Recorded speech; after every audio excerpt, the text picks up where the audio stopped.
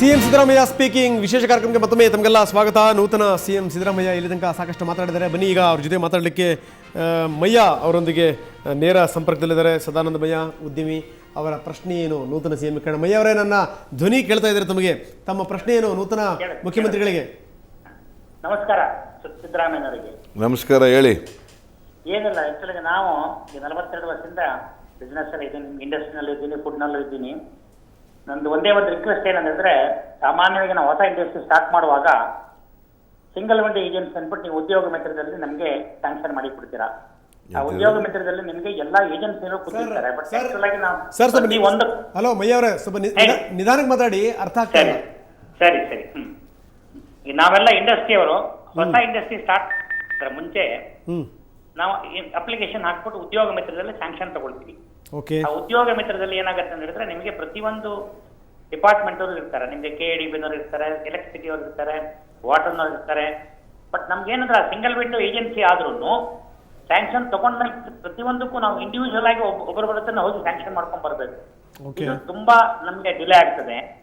ನನ್ನ ರಿಕ್ವೆಸ್ಟ್ ಏನಂದ್ರೆ, ಹೊರಗಡೆ ಎಲ್ಲ ಇದ್ದಾಗ ಸಿಂಗಲ್ ವಿಂಡೋ ಏಜೆನ್ಸಿ ಅಂತ ಹೇಳಿದ್ರೆ ಒಂದೇ ಸರ್ತಿ ಒಂದು 10 ದಿನದೊಳಗೆ ನೀವು ಸ್ಯಾಂಕ್ಷನ್ ಮಾಡ್ಬೇಕಾದ್ರೆ ಮುಂಚೆ ಎಲ್ಲದೂ ಒಟ್ಟಿಗೆ ಸ್ಯಾಂಕ್ಷನ್ ಮಾಡಿದ್ರೆ ಒಳ್ಳೇದು ಅಂತ. ಇದ್ರ ಇಂಡಸ್ಟ್ರಿ ತುಂಬಾ ಕೆಲವೊಂದು ನಿಮಗೆ 1 ವರ್ಷ 2 ವರ್ಷ ಡಿಲೇ ಆಗೋ ಚಾನ್ಸಸ್ ಇರ್ತದೆ.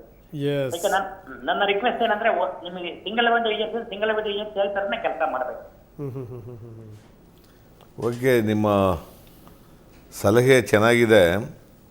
ಆ ಸಿಂಗಲ್ ವಿಂಡೋ ಏಜೆನ್ಸಿನಲ್ಲೇ ಎಲ್ಲವೂ ಕೂಡ ಒಟ್ಟಿಗೆ ತೀರ್ಮಾನ ಆಗಿ ನಿಮಗೆ ಆದೇಶ ಸಿಗೋ ರೀತಿ ಮಾಡಲಿಕ್ಕೆ ನಾವು ಅದನ್ನು ಪರಿಶೀಲನೆ ಮಾಡಿ ಅಗತ್ಯ ಕ್ರಮ ತಗೊಳ್ತೇವೆ. ಓಕೆ ಪ್ರಭಾಕರ್, ನಿಮ್ಮ ಪ್ರಶ್ನೆ. ಸರ್, ನೀವು ಸಿದ್ದರಾಮಯ್ಯ ಅವರು ಅಂದರೆ ರಾಜಿ ಮನೋಭಾವದವರಲ್ಲ. ಆದರೆ ಆಡಳಿತ ನಡೆಸಬೇಕಾದ್ರೆ ಕೆಲವೊಂದು ಸಂದರ್ಭಗಳಲ್ಲಿ ರಾಜಿ ಕೂಡ ಆಗಬೇಕಾಗತ್ತೆ. ಹೆಂಗೆ ನಿಭಾಯಿಸ್ತೀರಿ ಸರ್? ಇಲ್ಲ, ರಾಜಿ ಮನೋಭಾವ ಇರಬೇಕಾಗತ್ತೆ. ರಾಜಿ ಮನೋಭಾವ ಇಲ್ಲದೆ ರಾಜಕಾರಣದಲ್ಲಿ ಇರೋಕ್ಕಾಗಲ್ಲ. ರಾಜಕಾರಣದಲ್ಲಿ ಅನೇಕ ರಾಜಿ ಮಾಡ್ಕೋಬೇಕಾದಂಥ ಅವಶ್ಯಕತೆಗಳಿರ್ತವೆ. ನಾನು ಮೊಂಡ ಅಲ್ಲ. ನಾನು ಹೇಳ್ದದೇ ಆಗಬೇಕು, ನಾನು ಹೇಳಿದ್ದೇ ಸರಿ, ಬಟ್ ಸರಿಯಾಗಿದ್ದರೆ ಆಗಬೇಕು ಅಂತ ಹೇಳ್ತೀನಿ ಅಷ್ಟೇ. ಅದು ಎಲ್ಲ ದೃಷ್ಟಿಯಿಂದ ಸರಿಯಾಗಿದೆ ಅಂತ ಅನ್ನೋದಾದರೆ ಸರ್ವಸಮ್ಮತವಾಗಿ ಕಾಣ್ತಾರೆ ಅಂತ್ಯವ ಆಗಬೇಕು ಅಂತ ಹೇಳ್ತೀನಿ. ಅದನ್ನು ಬಿಟ್ಟು ನಾನು ತಪ್ಪು ಹೇಳ್ಬಿಟ್ಟು ಅಥವಾ ಜನಪರವಾಗಿಲ್ಲದೆ ಇರ್ತಕ್ಕಂಥ ಒಂದು ವಿಚಾರನ ಅದನ್ನು ಪ್ರತಿಪಾದನೆ ಮಾಡೋ ಅಷ್ಟು ಮೊಂಡನಲ್ಲ. ಈ ಅಧಿಕಾರಿ ವಲಯದಲ್ಲಿ ನಿಮ್ಮ ಬಗ್ಗೆ ಒಂದು ಸ್ವಲ್ಪ ಭಯ ಇದೆ. ಯಾಕೆ ಸರ್ ಅದು? ಅಧಿಕಾರಿಗಳಲ್ಲಿ ನಿಮ್ಮ ಬಗ್ಗೆ ಒಂದು ಸ್ವಲ್ಪ ಭಯ ಇದೆ. ಕೆಲವರಿಗೆ ಭಯ ಇದೆ, ಅಷ್ಟೇ ಪ್ರೀತಿನೂ ಇದೆ ಕೆಲವರಿಗೆ. ಭಯ ಯಾಕೆ ಸರ್? ಎಲ್ಲ ಒಳ್ಳೆಯ ಅಧಿಕಾರಿಗಳೆಲ್ಲ ಪ್ರೀತಿ ಮಾಡ್ತಾರೆ.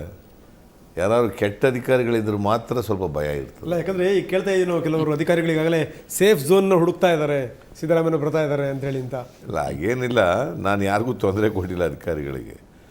ಬಟ್ ಸ್ವಲ್ಪ ಕೆಲಸ ಮಾಡಬೇಕಾದಾಗ ಅವರು ಸರಿಯಾಗಿ ಮಾಡಬೇಕು ಅಂತಕ್ಕಂಥದ್ದು ನನ್ನ ಅಭಿಪ್ರಾಯ. ಆಗ ಸ್ವಲ್ಪ ಕಠಿಣವಾಗಿರ್ತೀನಿ. ನಾನು ಒರಟಾಗಿ ಮಾತಾಡ್ತೀನಿ, ಕಠಿಣವಾಗಿರ್ತೀನಿ. ಅದರ್ವೈಸ್ ಒಳ್ಳೆ ಕೆಲಸ ಮಾಡೋರಿಗೆಲ್ಲ ಬೆನ್ನು ತಡ್ತಕ್ಕಂಥದ್ದು ಮಾಡೇ ಮಾಡ್ತೀನಿ. Yes sir. ಶೆಟ್ರೆ, ನಿಮ್ಮ ಪ್ರಶ್ನೆ. ಸರ್, ಭಾಳ ಪ್ರಮುಖವಾಗಿ ಅಂದರೆ ನೀವು ಕಾಂಗ್ರೆಸ್ ಸಂಸ್ಕೃತಿಗೆ ಅಂದರೆ 2 ಬಾರಿ ನೀವು DCM ಆದಾಗಲೂ ಕೂಡ ಜನತಾ ಪರಿವಾರದಲ್ಲಿದ್ದಿರಿ ನೀವು. ಸೊ ಹಾಗಾಗಿ ಕಾಂಗ್ರೆಸ್ ಸಂಸ್ಕೃತಿಗೆ ಒಗ್ಗಿಕೊಳ್ಳೋದು ಅಂತ ಹೇಳುವಾಗ ಅದರದ್ದು ಕೆಲವು ಕಟ್ಟುಪಾಡುಗಳಿದೆ. ಈ 7 ವರ್ಷಗಳಲ್ಲಿ ಸಿದ್ದರಾಮಯ್ಯನವರು ಆ ಕಾಂಗ್ರೆಸ್ ಸಂಸ್ಕೃತಿಗೆ ಕಂಪ್ಲೀಟಾಗಿ ಒಗ್ಕೊಂಡಿದ್ದೀರಾ, ಅಥವಾ ಅದು ಈಗಲೂ ಕೂಡ ಆ ಪ್ರಯತ್ನ ಪಡ್ತಾ ಇದ್ದೀರಾ ಒಗ್ಕೊಳ್ಳೋದಕ್ಕೆ? ಹಾಗೇನಿಲ್ಲ. ಇಫ್ ಯು ಆರ್ ನಿಮ್ಮಲ್ಲಿ ಒಂದು ಕ್ಲಾರಿಟಿ ಇದ್ಬಿಟ್ರೆ, ಯಾವುದೇ ವಿಚಾರದ ಬಗ್ಗೆ ನಿಮ್ಮ ಆಲೋಚನೆಗಳಲ್ಲಿ ಕ್ಲಾರಿಟಿ ಇದ್ದರೆ, ನಿಮ್ಮ ನಡವಳಿಕೆಗಳಲ್ಲಿ ಕ್ಲಾರಿಟಿ ಇದ್ದರೆ, ಯಾವುದೇ ಒಂದು ಹೊಸ ವ್ಯವಸ್ಥೆಗೆ ಹೊಂದ್ಕೊಳ್ಳೋದು ಅಷ್ಟು ಕಷ್ಟ ಏನಾಗೋದಿಲ್ಲ. ಕ್ಲಾರಿಟಿ ಇರಬೇಕು ನಿಮಗೆ. ಗೊಂದಲಗಳಿದ್ದರೆ ಮಾತ್ರ, ಗೊಂದಲದಲ್ಲಿದ್ದರೆ ಅಥವಾ 2 ಮೈಂಡ್ಸ್ನಲ್ಲಿದ್ದರೆ ಈ ಥರದವ್ರಿಗೆ ಇಂಥವೆಲ್ಲ ಸಮಸ್ಯೆಗಳು ಆಗ್ತವೆ. ಬಟ್ ಯಾವುದೇ ವಿಷಯದ ಬಗ್ಗೆ ಕ್ಲಾರಿಟಿ ಇರಬೇಕು. ಆ clarity is very important. Sir, ಈಗ ಮುಂದೆ ಸದನದಲ್ಲಿ ಕುಮಾರಸ್ವಾಮಿಯವರು ಇರ್ತಾರೆ, ಯಡಿಯೂರಪ್ಪನವರು ಇರ್ತಾರೆ. ವಿಶೇಷವಾಗಿ ನಿಮ್ಮಲ್ಲಿ ಕೇಳಬೇಕಾಗಿರುವಂಥ ಪ್ರಶ್ನೆ, ನೀವು ದ್ವೇಷ ರಾಜಕಾರಣವನ್ನು ಮಾಡ್ತೀರಾ? ಯಾಕಂದರೆ ಫೇಸ್ ಟು ಫೇಸ್ ನೀವು ಮುಖಾಮುಖಿ ಭೇಟಿ ಹಾಕಬೇಕಾಗತ್ತೆ ಸದನದಲ್ಲಿ. ನಾನು ದ್ವೇಷ ರಾಜಕಾರಣದಲ್ಲಿ ನಂಬಿಕೆ ಇಲ್ಲ, ದ್ವೇಷ ರಾಜಕಾರಣ ಮಾಡೋದೂ ಇಲ್ಲ. ಈಗ ಅಧಿಕಾರದಲ್ಲಿ ಇದ್ಕೊಂಡು ಅಧಿಕಾರ ದುರುಪಯೋಗ ಮಾಡಿಕೊಂಡು ಕಾನೂನು ಬಾಹಿರವಾದಂಥ ಕೆಲಸಗಳು ಮಾಡಿದರೆ ಅಂಥ ಕಡೆ ಕಾನೂನಿನ ರೀತಿಯಲ್ಲಿ ಕ್ರಮ ತಗೊಳ್ತೀವಿ ಹೊರತು ಅದು ದ್ವೇಷದ ಇದು ಅಂತ ಹೇಳಕ್ಕೆ ಬರೋದಿಲ್ಲ. ಅದು ದ್ವೇಷದಿಂದ ಮಾಡೋದು ಅಂತ ಹೇಳಕ್ಕೆ ಬರೋಲ್ಲ. ಮತ್ತು ದ್ವೇಷದ ರಾಜಕಾರಣ ಅಂತಲೂ ಕರೆಯೋಕ್ಕೆ ಬರೋಲ್ಲ. ಓಕೆ, ಉಪ್ಪು ತಿಂದವರು ನೀರು ಕುಡಿಲೇಬೇಕು, ಆ ಕೆಲಸ ಮಾಡ್ಬೋದು ಅಷ್ಟೇ ಹೊರತು ದ್ವೇಷದಿಂದ ಮಾಡಲ್ಲ, ವೈಯಕ್ತಿಕ ದ್ವೇಷದಿಂದ ಮಾಡಲ್ಲ. ಅಲ್ಲ, ಈಗ ಸಿದ್ದರಾಮಯ್ಯನವರು ಈಗ ಬೇರೆ ಬೇರೆ ಕಡೆಗೆಲ್ಲ ಭೇಟಿ ಕೊಟ್ಟರು, ಸಾಹಿತಿಗಳನ್ನು ಭೇಟಿ ಮಾಡಿದರು, ಮಾಜಿ ಪ್ರಧಾನಿಗಳ ಮನೆಗೆ ಹೋಗಲಿಲ್ಲ ಅಂತ ಅವರ ಒಂದು ಮಾರ್ಗದರ್ಶನ ಕೇಳಲಿಲ್ಲ ಅಂತ. ಆಗಿಲ್ಲ, ಅಗತ್ಯ ಬಿದ್ದರೆ ಹೋಗ್ತೀನಿ, ಹೋಗಬಾರ್ದು ಅಂತೇನಿಲ್ಲ. ಯಾರ ಮನೆಗೂ ಹೋಗಬಾರ್ದು, ಹೋಗಬೇಕು ಅಂತೇನಿಲ್ಲ.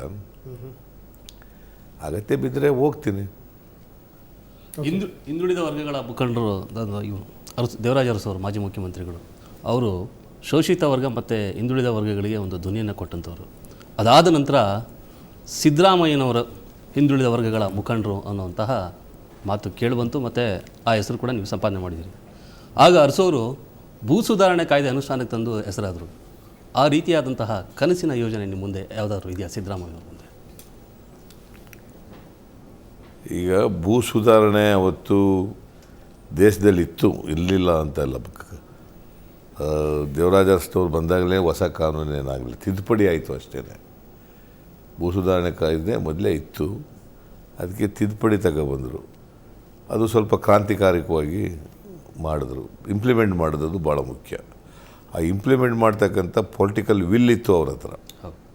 ಹಾಗಾಗಿ ದೇವರಾಜ ಅರಸನವರು ಜನರ ಮನಸ್ಸಿನಲ್ಲಿ ಉಳ್ಕೊಂಡ್ರು. ಸೊ ಆ ಥರದ್ದು ನಾವು ಕೆಲವು ವಿಚಾರಗಳಿದ್ದಾವೆ, ಆಮೇಲೆ ನಾನು ಹೇಳ್ತೇನೆ. ಎಲ್ಲ ಕೆಲವ್ರ ಜೊತೆ ಎಲ್ಲ ಚರ್ಚೆ ಮಾಡಿ ಏನೇನು ಸಾಮಾಜಿಕ ನ್ಯಾಯದ ದೃಷ್ಟಿಯಿಂದ ಏನು ಮಾಡಲಿಕ್ಕೆ ಸಾಧ್ಯ ಆಗ್ತದೆ, ವಂಚಿತರಾಗಿರ್ತಕ್ಕಂಥವ್ರಿಗೆ ಏನು ಮಾಡಲಿಕ್ಕೆ ಸಾಧ್ಯ ಆಗ್ತದೆ.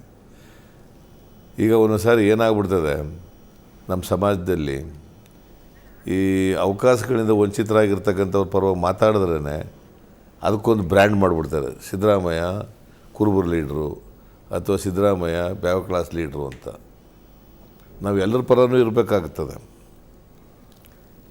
ಮುಂದುವರೆದವ್ರು ಇರಲಿ, ಹಿಂದುಳಿದವರು ಇರಲಿ, ಮುಂದುವರೆದ ಜಾತಿ ಇರಲಿ, ಹಿಂದುಳಿದ ಜಾತಿ ಇರಲಿ, ಎಲ್ಲರಿಗೂ ಕೂಡ ಒಟ್ಟಿಗೆ ತಗೊಂಡು ಹೋಗಬೇಕು ಸಮಾಜದಲ್ಲಿ. ಆದರೆ ಯಾರು ಸಾಮಾಜಿಕ ನ್ಯಾಯದಿಂದ ವಂಚಿತರಾಗಿದ್ದಾರೆ, ಅವಕಾಶಗಳಿಂದ ವಂಚಿತರಾಗಿದ್ದಾರೆ, ಅವರಿಗೆ ಮುಖ್ಯವಾಹಿನಿಗೆ ತರಲಿಕ್ಕೆ ಏನು ಮಾಡಬೇಕು ಅಂತಕ್ಕಂಥದ್ದನ್ನು ವಿಚಾರ ಮಾಡಬೇಕಾಗ್ತದೆ. ಅದಕ್ಕೆ ಬೇಕಾದಂಥ ಕಾರ್ಯಕ್ರಮಗಳನ್ನು ಮಾಡಬೇಕಾಗ್ತದೆ. ಆ ಪ್ರಯತ್ನ ನಾವು ಮೊದಲಿಂದ ಮಾಡ್ತಾಯಿದ್ದೀವಿ. ಈಗ ಅಧಿಕಾರ ನಾನೇ ಮುಖ್ಯಮಂತ್ರಿ ಆಗಿರೋದ್ರಿಂದ ಅದಕ್ಕಿನ್ನೂ ಹೆಚ್ಚು ಒತ್ತು ಕೊಟ್ಟು ಮಾಡಲಿಕ್ಕೆ ಪ್ರಯತ್ನ ಮಾಡ್ತೇನೆ. नाम है सिद्धू।